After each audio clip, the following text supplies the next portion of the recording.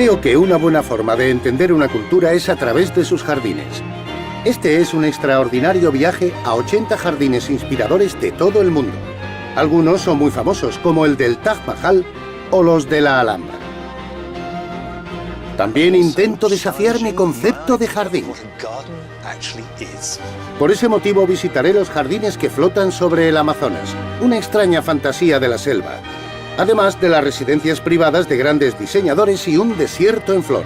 Allá donde vaya conoceré a personas que comparten mi pasión por la jardinería en mi viaje para descubrir el mundo a través de sus 80 jardines más hermosos y fascinantes.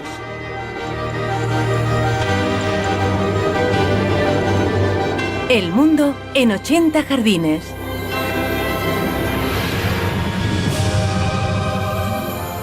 Esta vez, mis viajes me han traído al continente con la mayor diversidad de climas y paisajes del planeta. Hogar de más de 50.000 especies de plantas que solo pueden encontrarse aquí. Es una tierra casi el doble de grande que Europa, Suramérica. Una forma de intentar meterse bajo la piel de este gran continente es averiguar el concepto que tiene esta gente de lo que es un jardín. Y quiero averiguar qué lleva a las personas a crear jardines cuando su paisaje natural es tan hermoso y espectacular como este.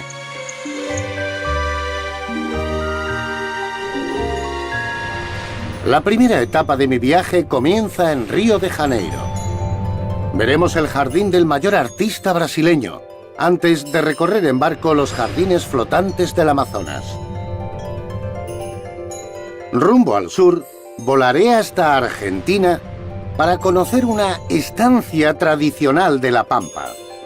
Y terminaré en la costa del Pacífico, en Chile, donde un hombre ha creado un jardín totalmente acorde con su paisaje. Llego por primera vez a una de las grandes ciudades del mundo, Río de Janeiro. El clima brasileño varía de cálido y seco en el interior a caluroso y húmedo en el bosque tropical de la selva amazónica.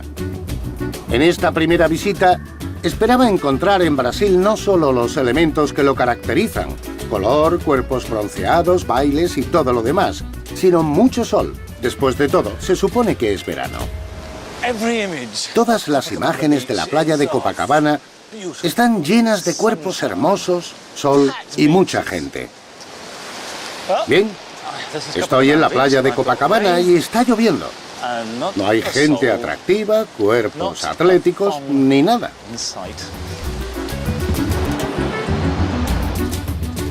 Pero el motivo de que me encuentre en la playa en medio de la lluvia es mi primer jardín, el famoso Paseo de Copacabana, diseñado por Roberto Burle Marx en 1970.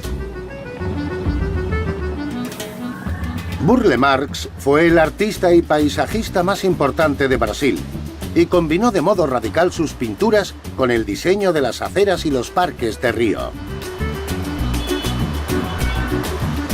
Tomó las líneas y las curvas de su material artístico y las aplicó a los suelos de Copacabana, que siguen, y siguen, y siguen, y siguen. La escala es enorme, con más de 4 kilómetros llenos de sus dibujos abstractos. Hay pocos jardines que puedan verse también desde el piso 27 de un hotel. Lo que vemos aquí es uno de los jardines públicos más grandes del mundo. Y en mi opinión, un jardín es tan municipal y tan público como los arriates de una glorieta.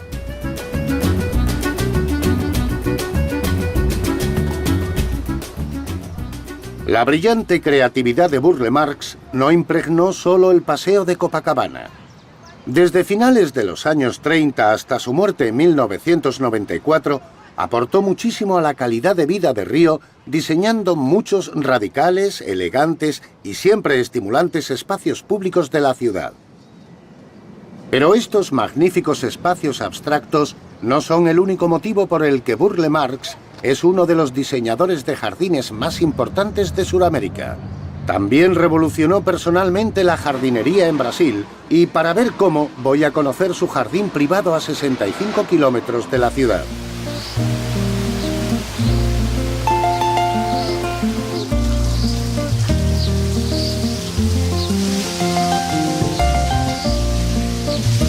Burle Marx adoraba las plantas autóctonas de Brasil. En 1949 compró esta finca de 36 hectáreas para experimentar con la que entonces era una idea revolucionaria: la introducción de algunas de las plantas nativas de Brasil en sus parques y jardines. El sitio, como se le conoce actualmente, se convirtió en la pasión de su vida. Observen esto. Resbala. A pesar de que Burle Marx era obsesivo abogando por las plantas de Brasil, este lugar contiene muchísimas especies de todo el mundo y muestra claramente su concepto de jardín. Naturaleza diseñada y controlada por el hombre. Es decir, un espacio totalmente artificial, y este no es una excepción. En este jardín, como en todos los aspectos de su vida, Burle Marx fue un diseñador y coleccionista compulsivo. Y todo lo que hizo, desde plantar hasta entretener, fue a gran escala. Esta zona fue diseñada por Burle como un espacio para fiestas. Es muy grande, pero claramente doméstica, con esta pérgola que construyó solo para sustentar esta vid de jade. Resulta muy llamativo y excéntrico crear algo así para una planta. Pero das unos cuantos pasos, llegas aquí y todo cambia de repente. Me encuentro en un territorio completamente distinto. Y no lo veo como jardinero u horticultor, sino casi como un niño en la linde de un bosque. Porque esto no parece un jardín. Es el paisaje de un sueño. Aunque parezca increíble, el sueño de Burle Marx de proteger y ensalzar la flora tropical de Brasil se consideraba en su época una idea más revolucionaria que su pintura abstracta o sus diseños paisajísticos. A los 19 años, Marx viajó a Europa para estudiar arte durante un año y dejó atrás un Brasil cuyos jardines estaban influenciados fuertemente por el estilo formal victoriano, sin reconocimiento alguno por la extraordinaria variedad de flora del continente suramericano. En Berlín visitó el Jardín Botánico de Dahlem y se sorprendió al encontrar especies brasileñas cultivadas como curiosidades en los invernaderos. De repente pensó, ¡qué locura! ¿Por qué estoy viendo estas plantas aquí cuando debería estar cultivándolas en los jardines de mi país? Fue entonces cuando comenzó el proceso de diseñar jardines modernos utilizando las plantas autóctonas de Sudamérica y, sobre todo, de Brasil.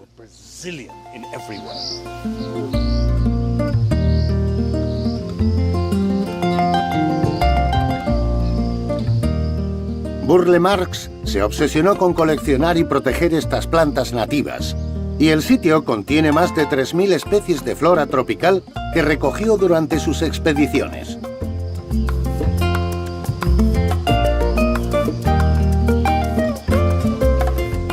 Robeiro Díaz, director del sitio, solía acompañarlo. En una de esas expediciones fuimos a Bahía y cuando regresamos, Burle Marx dijo que todo el mundo venga conmigo al sitio. Vinimos con el camión lleno de plantas, llamó a los jardineros y empezó a ordenar. Esta aquí, esa allí. Y compuso el jardín con esas plantas. Así que en cuanto las descubrió en la selva, las utilizó para crear este sitio. Sí, tuvo que experimentar con ellas, porque cuando uno las recoge de la naturaleza, no vienen con manual de instrucciones sobre cómo cuidarlas. Las plantó y esperó a ver cómo se comportaban.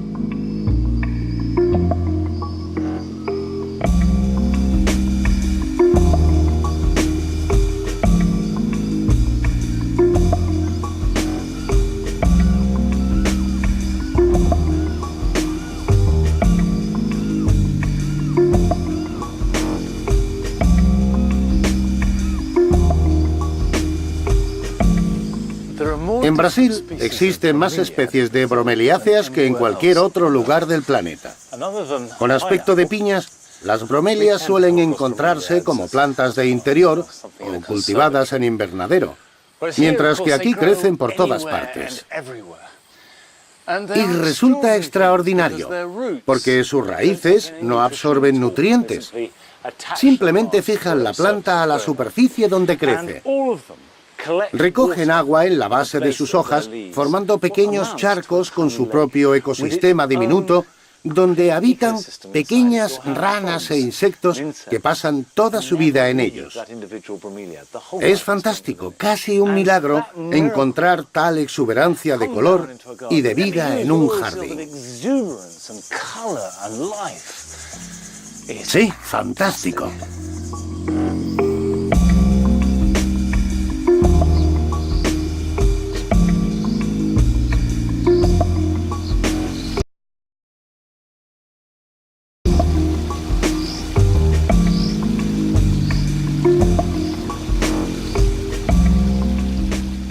Me encanta la relación entre los pequeños detalles y los grandes macizos de plantas por los que es famoso Burle Marx. Solía decir que para apreciar una planta no había que plantar solo una para verla bien, sino muchas. Me encantan las texturas de los troncos mezcladas con los colores de las hojas. Y son esos detalles, amplificados por la energía de Brasil, junto con la fuerza de su imaginación, los que hacen que este lugar sea tan extraordinario.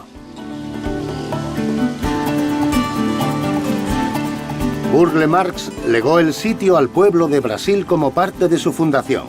Y aunque diseñó más de 2000 jardines, creo que este es el que mejor muestra su genialidad. Pero estoy aquí para seguir los pasos del gran hombre y dirigirme al norte, a la selva tropical.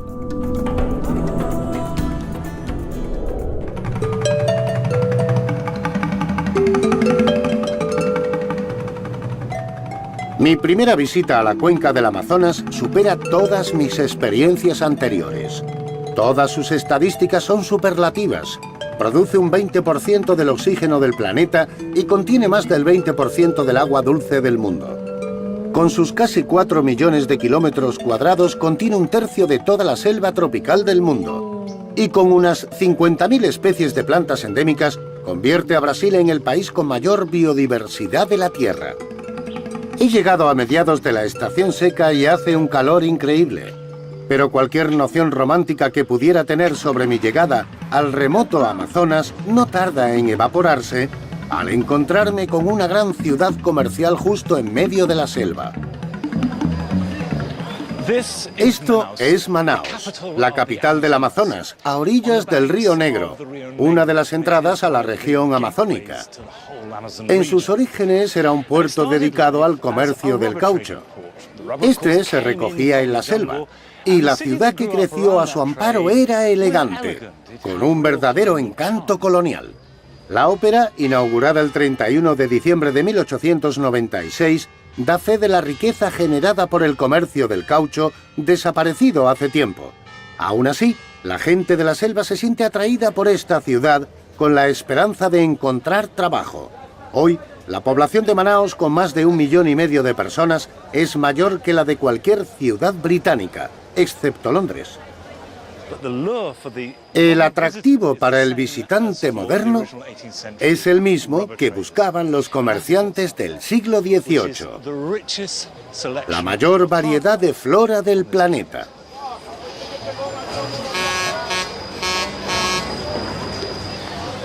Estoy buscando el Casiquiari. Si es que lo he pronunciado bien, me refiero a uno de estos barcos. Espero que sea bonito. Hay unos 50 o 60 de estos. Casiquiari. Aquí está. Es precioso.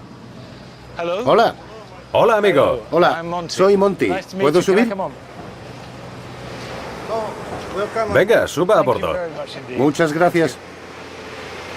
Dejamos la ciudad y zarpamos mientras la luz da paso a la oscuridad de la cálida noche tropical.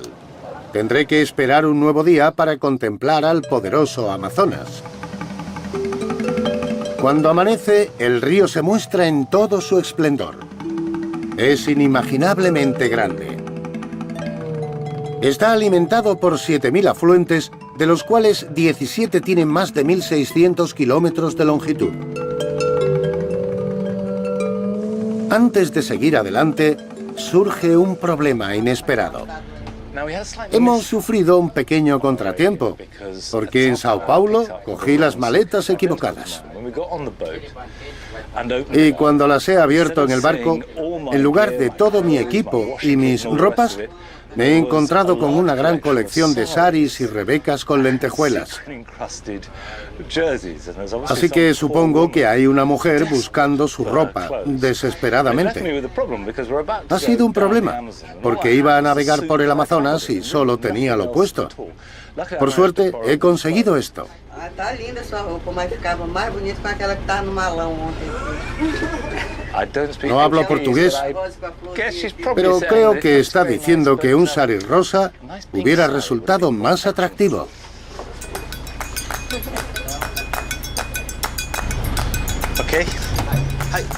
Resistiéndome a la tentación del sari, salgo a explorar el Amazonas.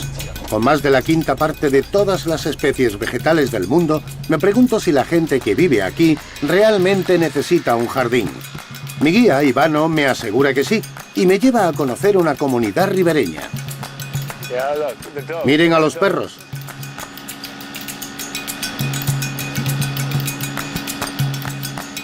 El nivel del agua del Amazonas puede adentrarse en la orilla hasta 14 metros según la estación. Estas casas pueden adaptarse a dichos cambios gracias a que flotan. Este es el último sitio en el que esperaría encontrar un jardín, pero sorprendentemente hay uno flotante. A mí me gusta vivir en una casa flotante, porque cuando nací, mis padres vivían en una de ellas. ¿Naciste en una casa flotante? Sí, nací en una casa flotante. Mira, un periquito. Sí. Vaya, ahí puede ver esa casa con un jardín. Flotando sobre esos grandes troncos, con árboles, cajas y contenedores alrededor. La mayoría de las plantas son medicinales y algunas verduras comestibles. Cebollas en una barca. Fantástico. Es más fácil ir por el río que atravesar la selva. Así que las casas también se han adaptado. Pero con los grandes cambios del nivel del agua, estas casas flotantes pueden recorrer grandes distancias. Y allá donde van las sigue el jardín. ¿Esos árboles de ahí también son flotantes? Sí, estos jardines son muy interesantes porque pueden resistir el peso de un árbol como ese. Limoneros, cocoteros y anacardos. Así que estos árboles tan grandes crecen en contenedores que flotan en el agua. Sí. Nos pasamos por la tienda local, donde la propietaria cultiva árboles frutales en su jardín flotante. Monty, Doña Sebastiana. Esto es precioso. Menuda casa. Qué bonita cocina. Detrás está el jardín de Sebastiana. Sorprendentemente es un huerto de árboles grandes que se mecen sobre un pontón encadenado a la casa. Esto es fantástico. Estos árboles son enormes, ¿verdad? ¿Cuánta tierra ha puesto en los contenedores? Rapaz, mais ou menos umas 30. Saca, dessa aqui, ó. Utiliza una bolsa como esta y llena de tierra unas 30. 30 bolsas. Así que las raíces llegan al agua. No, se quedan en la tierra. ¿Y riega con agua del río? Sí. Va a enseñarnos cómo riega con el agua del río.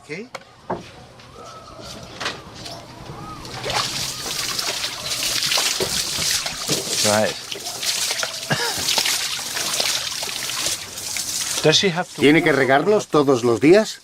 Dona Sebastiana, são 2 vezes por dia que a senhora faz isso, né?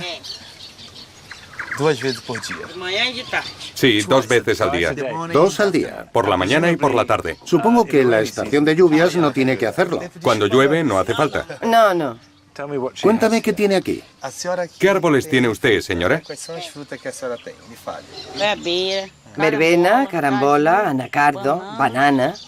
Todo cultivado en pequeñas cajas que flotan en el río. Es impresionante. It's an amazing thing. Yeah. Porque aqui ninguém pode plantar em terra que alaga fundo. She loves plants. Adora las plantas, pero no puede cultivar en tierra firme. So if she Así que si quiere tener árboles junto a su casa, tiene que ser de este modo.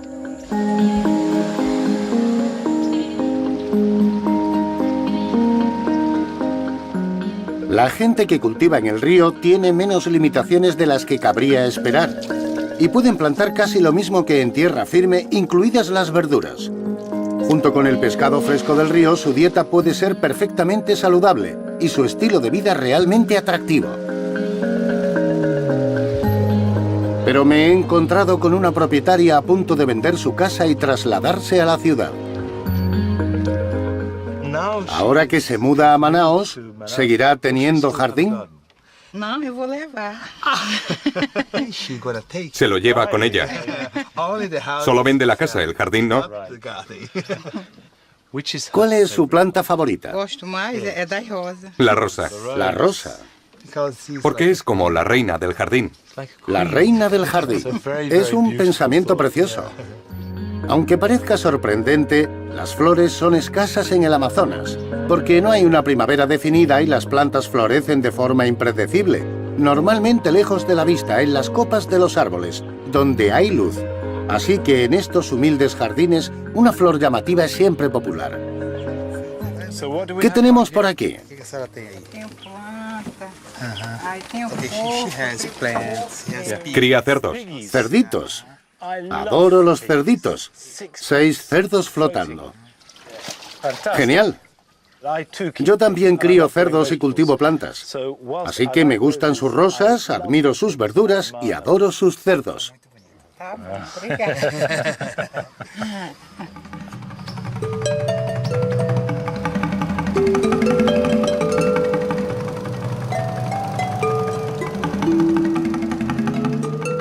El sol está a punto de ponerse y parece caerse del cielo.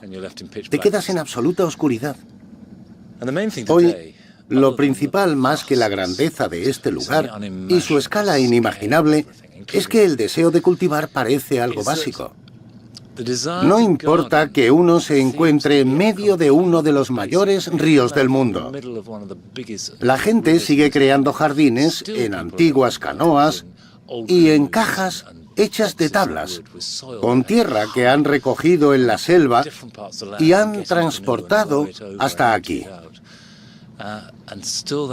El deseo de cultivar cosas, incluso en la situación más improbable, parece ser un instinto básico.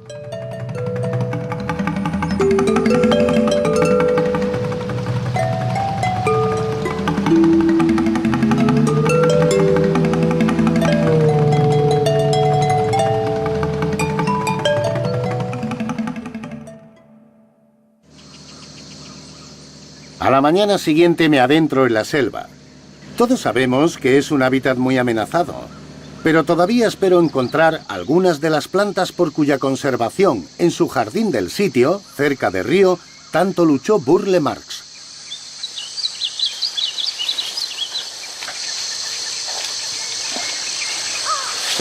Antes de llegar a la selva, uno se queda impresionado por sus estadísticas. Pero hay una realmente sorprendente. Y es que en una hectárea de selva virgen, aquí en el Amazonas, hay más especies de árboles que en toda Norteamérica. Es increíblemente fácil perderse aquí, incluso en una excursión como esta. Así que he buscado la ayuda de Moa, un guía local que lleva toda la vida viviendo en la selva amazónica. Moa me explica la razón de los extraordinarios contrafuertes de muchos de estos árboles. La tierra es tan pobre que estos árboles no tienen raíces profundas, así que necesitan soportes. Este sistema de raíces los mantiene. Así que hay poca tierra. Y entonces, ¿cómo puede suministrar toda la nutrición que necesita un árbol tan grande como este? Porque debe exigir una gran cantidad de agua y nutrientes. Tienen agua suficiente y viven de lo que dejan otros árboles. Se produce un intercambio de nutrientes. Lo que uno pierde, lo coge el otro. En el intenso calor y humedad de la selva tropical, hongos y bacterias especialmente adaptados descomponen rápidamente las hojas y la madera caída. Así liberan nutrientes que las plantas no tardan en reabsorber. Este proceso apenas alcanza al suelo, dejándolo casi desprovisto de materia orgánica, con poca profundidad y sin apenas nutrientes. Las raíces están cerca de la superficie y la capa de tierra es muy fina. Así que estos árboles gigantescos se sujetan como en una bandeja. ¿Qué es esto? Es una nuez del Brasil. Dentro de esta cáscara hay unas 20 nueces. Intenta abrirla. Ponla en el suelo. Está muy dura.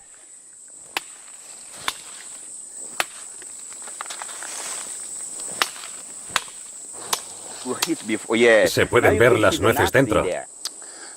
Así que dentro de esta cáscara tan dura hay nueces. ¿Hay algún animal que las abra y se alimente de ellas? Es una pregunta muy interesante. Aquí hay un pequeño agujero, lo que quiere decir que un agutí, un roedor de dientes muy afilados, se ha comido 2 o 3 semillas y ha enterrado el resto. Pero tiene muy mala memoria. Intenta recordar dónde la ha enterrado, pero se le olvida. Y así crece la nuez del Brasil, con la ayuda del agutí. Innumerables especies de la selva tropical dependen de esta compleja relación simbiótica. Pero más de 600.000 kilómetros cuadrados de este delicado ecosistema ha sido cruelmente talado en los últimos 40 años, acelerando el proceso que comenzó con la llegada de los primeros colonos europeos en el siglo XV. Estaban convencidos de que la exuberancia de la selva se debía a la riqueza de su tierra, como sucedía en los bosques europeos. Así que cortaron y quemaron grandes áreas de bosque en un intento de crear tierras de cultivo. Sin embargo, solo producían durante pocos años. En cuanto los árboles desaparecen, la tierra deja de tener protección de las lluvias ecuatoriales y no tardan en arrastrar la ceniza y los pocos nutrientes que quedan. Además, el sol se encarga de secar las esenciales bacterias y hongos. Es un desastre ecológico. Ahora es un hecho conocido. Sin embargo, se sigue haciendo lo mismo. La tierra agotada es abandonada rápidamente y la selva virgen es sacrificada de nuevo en el altar de la ignorante avaricia.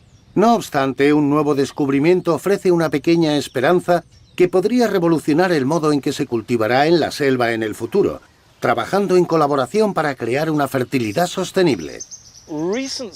Estudios recientes demuestran que un pequeño porcentaje de la Amazonia, alrededor de un 0,2%, que aún así supone unos 50.000 kilómetros cuadrados, está compuesto de bolsas de tierra negra increíblemente rica. ¿Y cómo ha conseguido llegar ahí? Esta tierra oscura, conocida como terra preta, es muy fértil ya que contiene fragmentos de vasijas y materia orgánica que data de tiempos prehistóricos. Los científicos creen que fueron acumulados de forma artificial durante miles de años. Y la clave de su fertilidad radica en el carbón vegetal, que retiene nutrientes. Estos permanecen estables en el suelo y no se diluyen. El calor generado por la tala y quema convencional reduce las plantas a cenizas que se eliminan casi de inmediato. Pero el carbón vegetal, creado a partir de una quema mucho más moderada, que se lleva a cabo durante la estación de lluvias, hace las veces de esponja para los nutrientes, reteniéndolos en el suelo. Se cree que los nativos del Amazonas utilizaban este sistema mucho antes de que llegaran los colonos para transformar uno de los peores suelos del mundo en uno de los mejores. Aún hay tribus que practican una técnica similar. Los Sateré-Mahué explotan el bosque para cubrir sus necesidades cotidianas. Y Baku y su pueblo quieren compartir sus conocimientos, mostrando a los visitantes las técnicas de cultivo de sus antepasados. Moa me lleva a conocerla porque durante generaciones esta tribu ha estado utilizando el fuego para crear abono vegetal y cultivar la tierra. Hola. ¿Qué está haciendo? O que você está fazendo aqui? Estou fazendo queimando pau.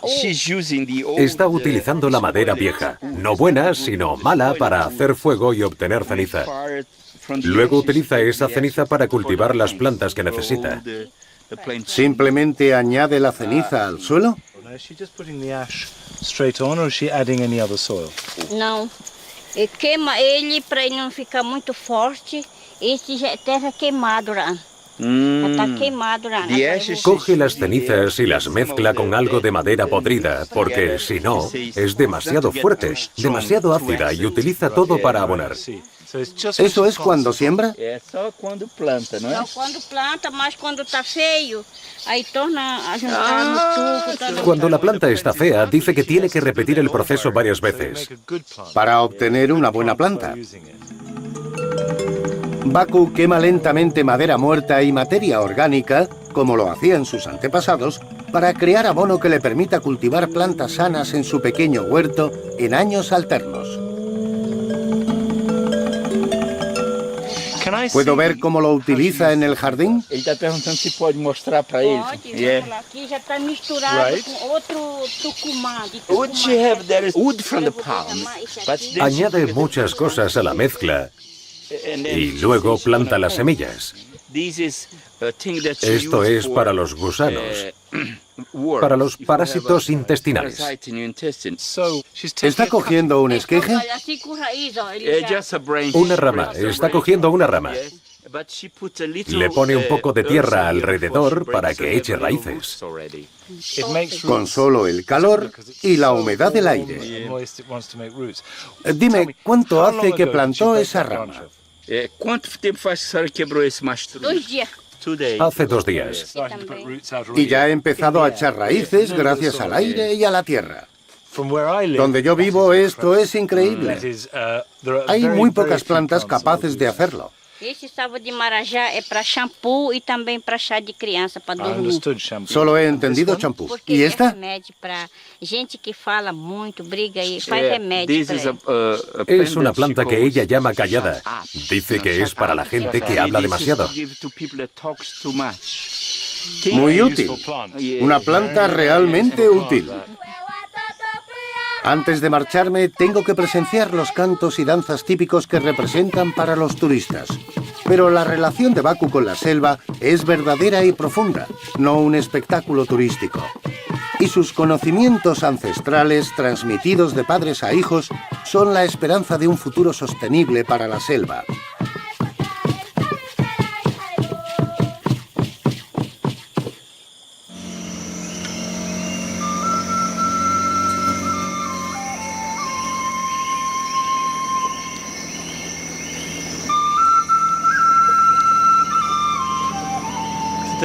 Hoy ha sido un día muy interesante, porque he visto lo rápido que podemos perder el conocimiento de nuestros antepasados. Y si lo subestimamos y lo consideramos inservible para confiar únicamente en la mecanización o la industrialización, todo lo necesario para cuidar y trabajar en colaboración con un lugar tan complejo como la selva desaparece rápidamente. Asusta cómo hemos perdido lo que necesitamos para vivir en armonía con un lugar como este, que además no nos necesita para nada.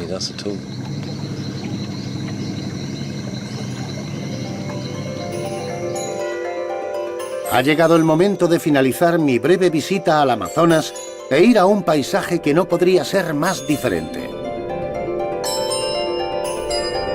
Me dirijo a Argentina para ver cómo la horticultura fue crucial, permitiendo a los colonos europeos asentarse en una región increíblemente inhóspita.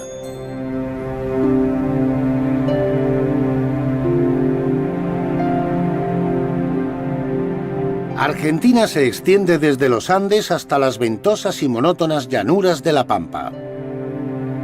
Mi visita comienza en la elegante capital del país, Buenos Aires.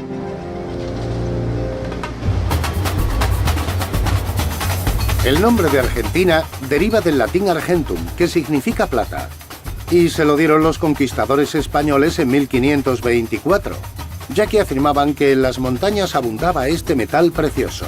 Eso provocó una fiebre de la plata y en los siguientes 300 años el país vivió una inmigración masiva desde el sur de Europa en busca de una vida mejor. La ciudad me hace sentir un aire bastante europeo. No sé describirlo, pero es claramente europeo. Creo que tiene que ver con las avenidas, los parques y los árboles. Y la responsabilidad de todo ello recae directamente en un hombre. Los parques y las amplias avenidas arboladas de Buenos Aires fueron diseñados por el paisajista francés Charles Tays. En 1889, cuando tenía 40 años, vino de visita, se enamoró del país y decidió pasar aquí el resto de su vida. Gracias a él, la ciudad moderna ha heredado los espacios verdes y los árboles de los que ahora se beneficia, como me ha contado su nieto homónimo, Carlos Tays. Él mamó en Europa, digamos, todo el arte del paisajismo. Vio sobre todo en Francia que todas las calles y también en Londres tenían árboles. Acá todas las calles estaban desprovistas de árboles. Durante su dirección de paseos plantó 100.000 árboles en las calles de Buenos Aires. Aunque la ciudad tiene un aire inequívocamente europeo, los árboles que plantó Charles Tays eran principalmente especies suramericanas. Y ninguna de ellas es más magnífica que este hermoso gigante.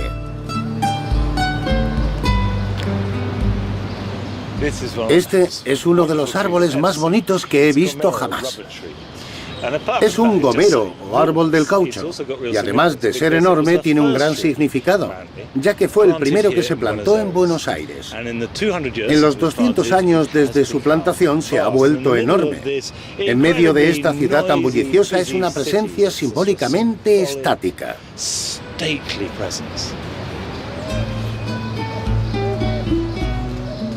La influencia de Charles Tays se puede sentir en toda la ciudad, pero también se extendió al campo. Así que mañana visitaré las tierras salvajes de la Pampa.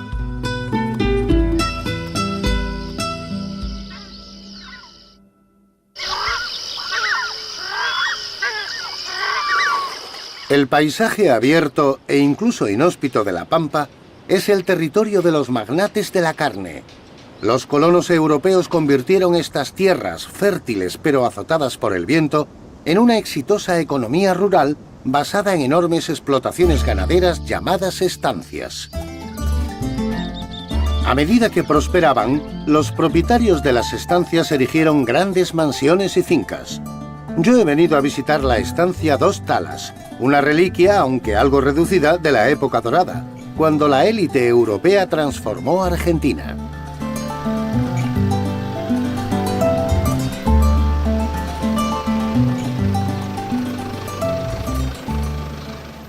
La estancia Dos Talas fue construida en 1858 por Pedro Luro, que llegó al país con 17 años sin un céntimo en el bolsillo. Pero combinando el trabajo duro y la astucia, se convirtió en uno de los terratenientes más importantes de Argentina. La estancia llegó a la familia de un modo realmente extraordinario. Cuando Pedro Luro consiguió un trabajo plantando árboles por el cual le pagaban con tierras. Cuantos más árboles plantara, más tierras recibía. El propietario se marchó a Europa durante 3 años y en su ausencia, Luro plantó árboles como un poseso, decenas de miles de árboles. Cuando el propietario regresó, descubrió que el único modo de pagarle era entregándole toda la tierra. El caso fue a juicio y Pedro ganó. Así se encontró con 17.000 hectáreas de pampa.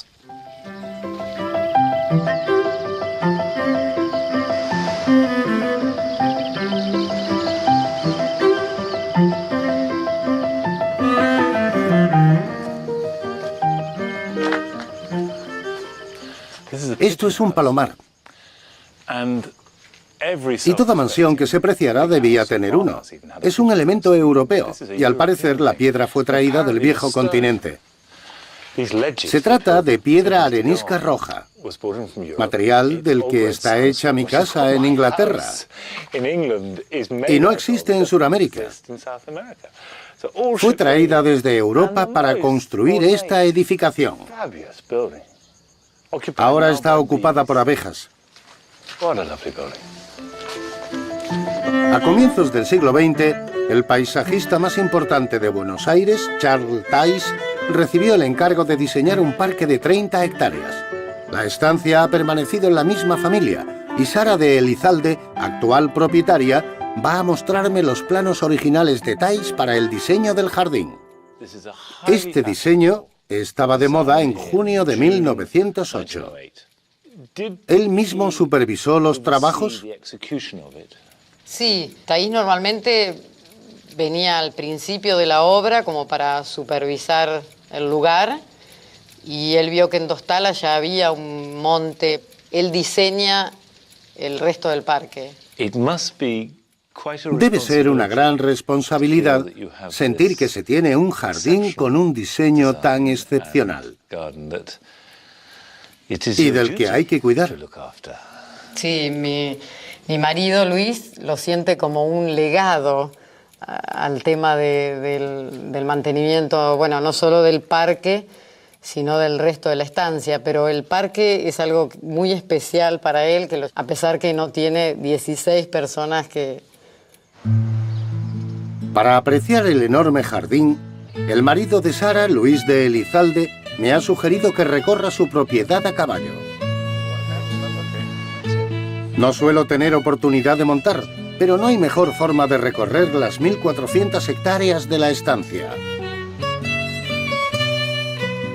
La escala de esta avenida es impresionante. Extraordinaria. ¿Qué son estos árboles? Casuarinas. Casuarinas.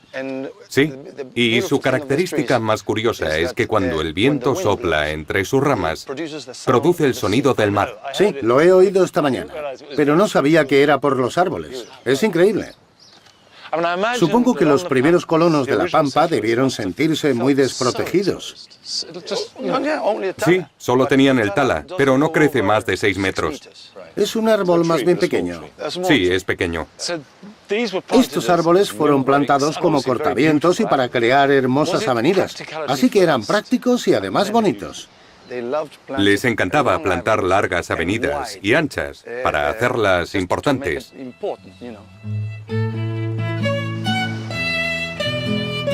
El parque está atravesado por estas grandes avenidas que dividen el bosque en manzanas. Algunas plantas han sido podadas, pero han crecido tanto que forman túneles espectaculares. También dan cobijo en este paisaje tan abierto. Actualmente el parque de Charles Tays no se puede mantener siempre al día, ya que en su época dorada requería de 16 jardineros. Aún así ha madurado hasta convertirse en un jardín indómito y mágico en el que se combinan más de 50 especies de árboles, además de una avenida de olmos muertos todavía impresionantes.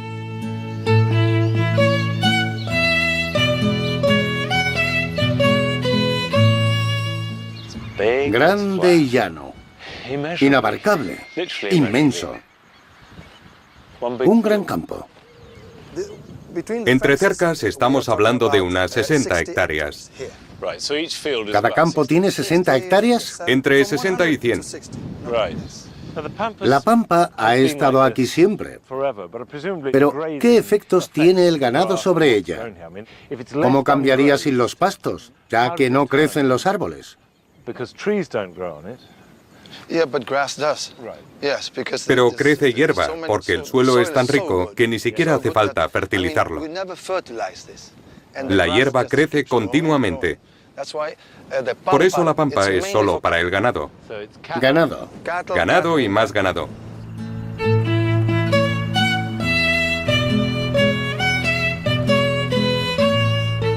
En La Pampa crecen muy pocos árboles de manera natural, pero son pequeños y resistentes.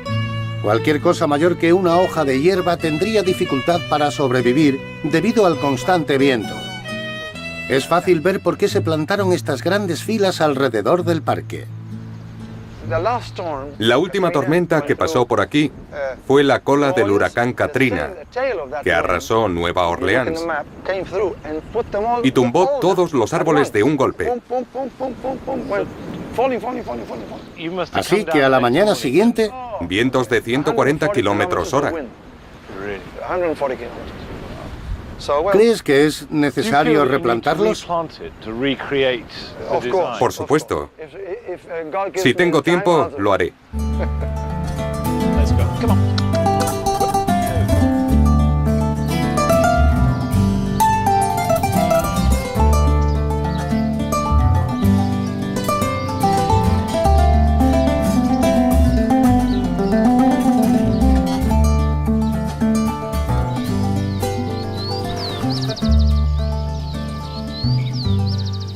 El motivo de haber venido a Argentina es ver la Pampa, aunque he de reconocer que hay muchos otros lugares interesantes.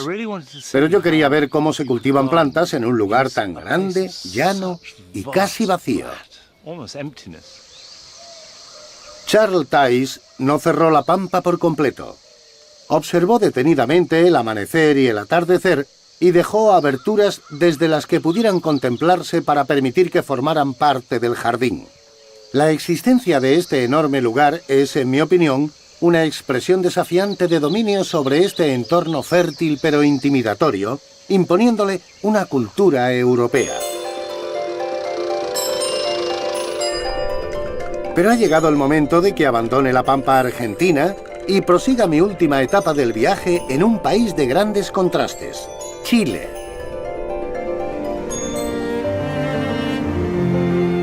Chile es 18 veces más largo que ancho. Tiene casi 7.000 kilómetros de costa y una anchura de 300 kilómetros.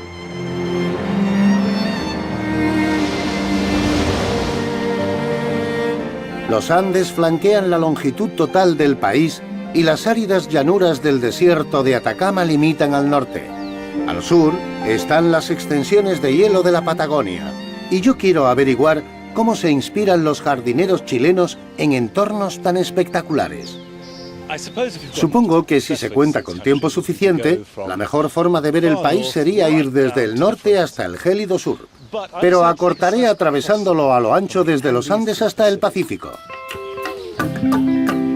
Botánicamente hablando, Chile es como una isla en la que nuevas plantas no pueden entrar desde ninguna dirección. Y tiene entornos tan extremos que una increíble variedad de especies endémicas prosperan aquí. La palmera chilena es una de ellas. Su tronco se encoge y ensancha con la edad a medida que dirige toda su energía a producir frutos. Crecen increíblemente despacio y viven mucho tiempo. Se piensa que esta veterana es la palmera más antigua del mundo, con más de 1000 años. Pero la palmera fue explotada hasta casi la extinción por su savia, que se extraía y hervía para hacer jarabe. Ahora es ilegal, y la palmera se ha convertido en el símbolo nacional de Chile.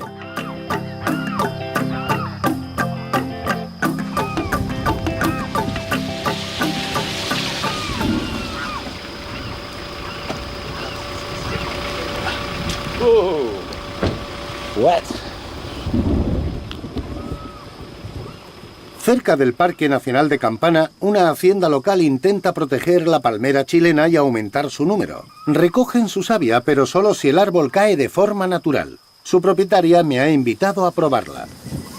Monty, estudiarlo. Salud. Espero que no se me suba. Es muy dulce, pero es muy rica. Muy rico. Como dicen en mi tierra, algo nuevo. Es como beber melaza. Rico. Es un gran vaso, Sí. pero voy a intentar bebérmela.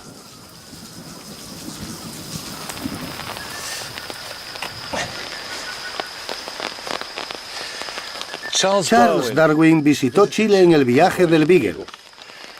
Y señaló que la palmera chilena era increíblemente fea. Yo creo que se equivocaba y que son maravillosas. Me encantan estos troncos con forma de pata de elefante. Puede que no merezca la pena recorrer el mundo en el Beagle solo para verlas, pero yo me alegro de haberlo hecho.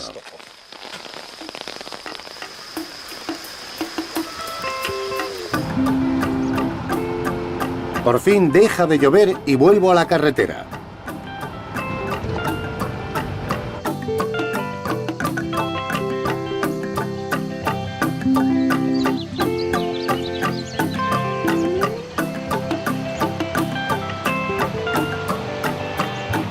Uno de los mayores lujos de viajar es encontrar plantas que uno cultiva en su jardín creciendo de forma silvestre. Y estas amapolas llenan la colina. Están por todas partes, tan exóticas como cualquier cosa que pudiésemos encontrar en una selva. Estas amapolas no son originarias de Chile, pero me encanta verlas aquí, ya que se han adaptado perfectamente lejos de su hogar en California. El último jardín de mi viaje es Los Villos, en la costa del Pacífico, donde voy a reunirme con un diseñador chileno cuyos jardines festejan la flora autóctona de su tierra natal. Su nombre es Juan Grimm, un paisajista muy famoso en Sudamérica, moderno y contemporáneo, cuyo jardín se supone que es espectacular. Sé que le apasiona utilizar especies chilenas y combinar el paisaje y la casa con plantas autóctonas.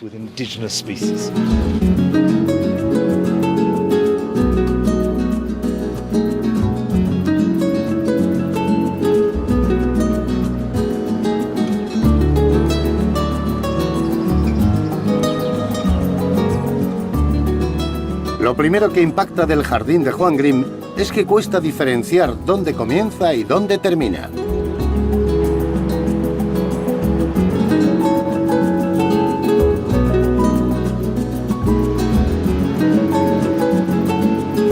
No hay muchas flores ni bordes bien definidos, solo un uso muy sofisticado de plantas locales obligadas a colonizar este entorno rocoso que mira al Pacífico.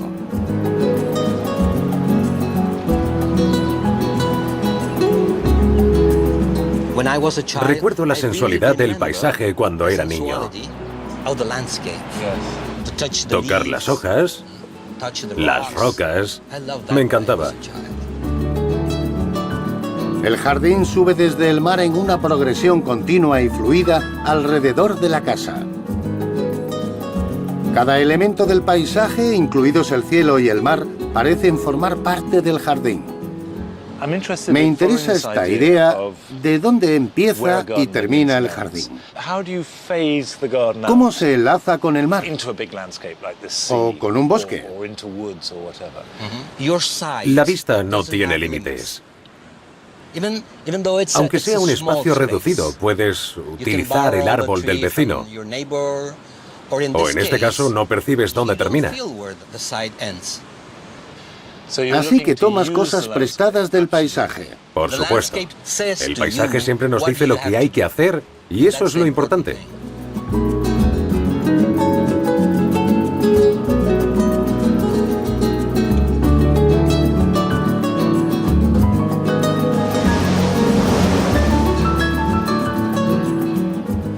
Esta pared cubierta parece un seto.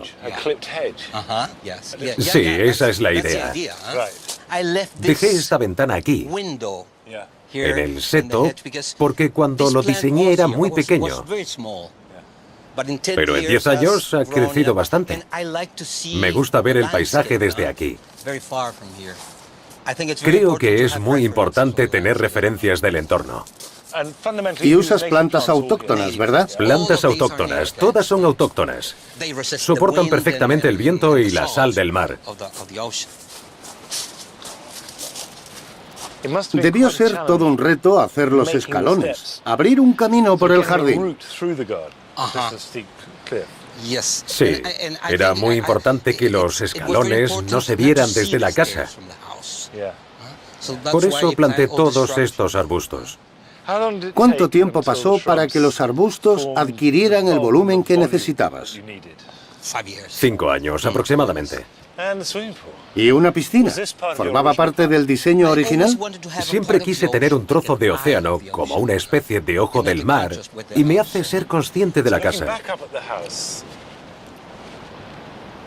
Así que desde aquí vemos las duras líneas de la casa y la suavidad del agua, orgánica y suave. La casa surge entre rocas y plantas. La casa crece de las plantas. ¿Tú mismo plantaste las especies que crecen en las rocas? Yo planté todas las que crecen junto a la piscina y algunas que rodean esa zona porque estaba muy árida. Pero las que crecen en las rocas lo hicieron de forma natural. Yo intenté ser lo más natural posible. Todas esas flores, los lirios del Perú, crecieron solos al regar esa parte del jardín. Las semillas llegaron aquí y prosperaron. Me gusta cómo el jardín crece sin limitaciones, de un modo salvaje. ¿En cuánto? ¿10 metros? Sí, me gustan las plantas muy verdes. A partir de ahí empiezan a desaparecer para dar paso a las rocas, al otro lado, que también desaparecen. Supongo que la relación entre las plantas y las rocas cambia continuamente. ¿Lo consigues de forma artificial o es de forma natural? Un poco de todo. Puse algunas plantas. ¿Ves esa flor amarilla de allí? Es una planta nativa, pero la planté yo y algunos de los arbustos. Intervención mínima para el máximo efecto. Así es. El jardín de Juan Grim es uno de los más bonitos y mejor concebidos que he visto jamás. Una obra maestra. Y más que eso, estoy seguro de que su forma de utilizar las plantas nativas y de trabajar con el paisaje, en vez de intentar dominarlo, es la clave de un futuro sostenible. Este viaje me ha servido para conocer jardines fascinantes, creados en unas condiciones naturales tan diversas que parece increíble que la misma tierra pueda albergar lugares tan diferentes. Pero en todos ellos, he encontrado el deseo común de crear algo domesticado a partir de la naturaleza, pero que pueda coexistir en armonía con ella. Y creo que eso es lo más emocionante de Sudamérica. Recientemente hemos descubierto que debemos trabajar con el entorno respetándolo. Así, estos jardines rebosan de entusiasmo y creatividad, lo cual es apasionante. Este ha sido mi primer viaje a esta zona, pero no será el último.